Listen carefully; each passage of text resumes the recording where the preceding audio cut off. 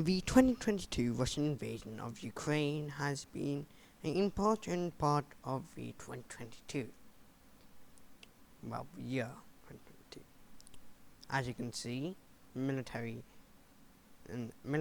has shown that, well, the military situation has shown that Ukraine has managed to retake the north, but Russia still pushes in the east. And this still has issues today because there's protesters and it's Crimea, and no one really likes that. And so everyone is quite annoyed and angry, and the war continues to go on and on. But Russia is not doing that well. The sanctions are forcing its government, remember all this is just from Wikipedia, is forcing its government into economic crises, and mass exodus of people have been soon running away from the main government due to a certain man. And all this is problems and issues, and everything has been just war, and war. The inflation has been ramifying and increasing so much. The Europe's economy is crashing due to no more gas and problems. And problems is that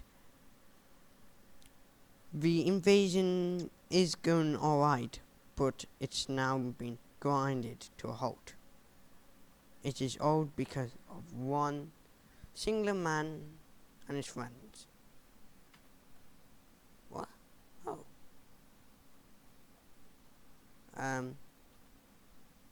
That's interesting. You learn something new every day. Vladimir Putin. Vladimir Putin, a former KGB spy and originally a prime minister, but then receives power as president, is a Russian politician and former intelligence officer who had been serving the president of Russia since 2012. And as you see, he worked for KGB, and he went to KGB, and did rise to a Polkonovic, or a lieutenant colonel. Now, this is creating issues, as he wants everything. Everything he wants is a KGB state and to return the Union of the Soviet Socialist Republic. And actually, Mr. Vladimir Putin is bent on doing that. He wants it all. He wants to create a unified Russian state, which is essentially nationalism. He wants to create power, and immense power. He puts himself as the dictator and all power, and he is corrupt. But he has some people. The Russian oligarchs. The Russian oligarchs, or the Russian oligarchies, are a group of these people: Roman Abramovich, Oleg Deshpashkova, Alisher Umasov, Vladimir Putin, Mikhail Prokhorov, Gennady Timchenko, Valery Alexeyev, Peter Avin, Arkady Rottenberg. As you see, they are business oligarchs, and this guy is looking kind of smug, of the former Soviet Socialist republics. And so because of Russia privatizing everything, trying to make its government better,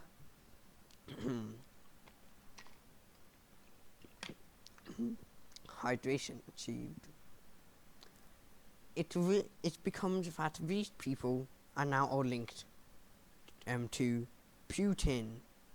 Yes, that's right, Putin. And because they are all linked to Vladimir Putin, they have been put under sanctions. And now, all this has now essentially meant that Russia's economy is absolutely crashing, and London Gag is making so much money off it. Now, because all of them are now with Putin's, they all support Putin, and so first the entire government is ruled by only 10 men, 10 men demanding the entire country and military go in. But the military was never prepared. Now, corruption is dishonesty or criminal offence, an immense problem, because the corruption can depend. Usually, corruption isn't that bad, because UK is alright, because a higher score indicates lower level corruption. So most of the world's alright. I just don't know what I'm doing. I'm gonna control Z back. Well, we didn't stay on corruption a bit too long, but you get me. Corruption leads to absolute power, and actually Putin thinks of himself like an absolute monarch, which is a absolute person where only one person decides. Usually in modern times it would be constitution, but however, the Russian history of the Mongolian Empire conquering led to absolute power, and so forth. Everyone is tied to it. So in short term, he's the absolute monarch with himself not the monarch, and he thinks of himself like Peter the First, Peter the Great of Russia, who ruled from 1682 to 1725, and is probably one of the most powerful person. He led the groundwork for Imperial Russian Navy, and uncontested Swedish supremacy, and into an empire that led to probably one of the most powerful nations. However, Peter the Great is probably one of the most powerful and interesting, because he has now been thought like, well, Putin. Putin thinks that he is now Peter the Great, and he is the reason why the economy slowly crashes. You might say there was a man who was named Peter the Great, and he was Russian Tsar.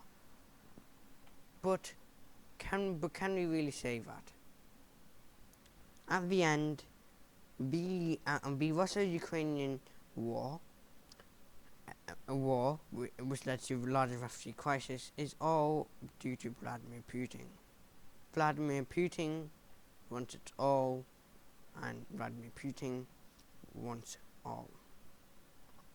Unfortunately, Vladimir Putin has now issues.